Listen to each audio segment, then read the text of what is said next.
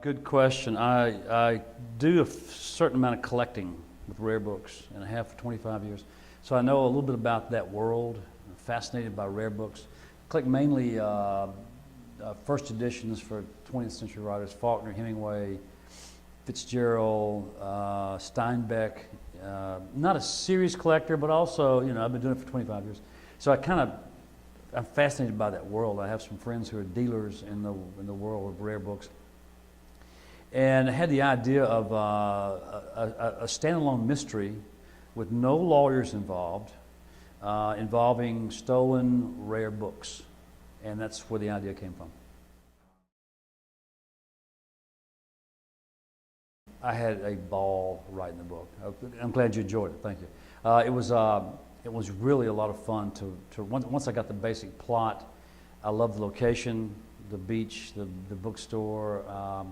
It was a challenge trying to make a bookstore, fun and sexy and compelling and thrilling and suspenseful, but it worked okay. And the stakes are pretty high. You've got some very, very expensive manuscripts that have been stolen, and they have to be recovered, and some folks have been hurt, and other folks are going to be hurt, and so there's a fair amount of suspense.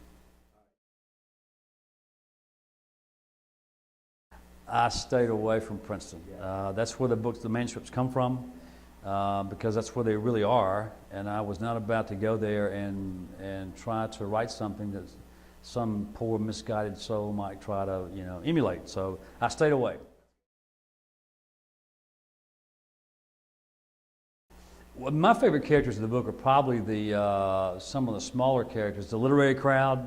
Once our heroine gets involved and gets in the plot on site, and she starts meeting these people who hang around the bookstore, writers, the literary little mafia that hangs around. Some of those characters are really good.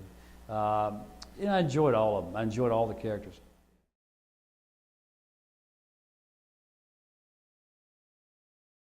I plan and outline very carefully before I ever write, because one rule I've adopted for myself over the years is don't write the first scene until you know the last one. And that takes a lot of planning, and most writers do not like to outline. It's too much work. For me, outlining makes me see the whole story.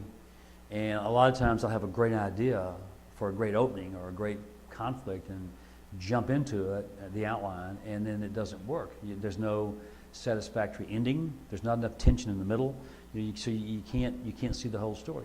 Outlining, I start with chapter 1 and write a paragraph, and chapter 2 and write a paragraph, and all the way to chapter 40. And that's not any fun, but it makes you see the whole story. And oftentimes I'll get halfway through that and say, this is not going to work, and throw it away. Well, a lot of writers will go ahead and start writing, and they'll write for a year or two and then realize it's not going to work. And I'm too lazy to waste that much time. If I'm going to be writing something, the book's going to be finished.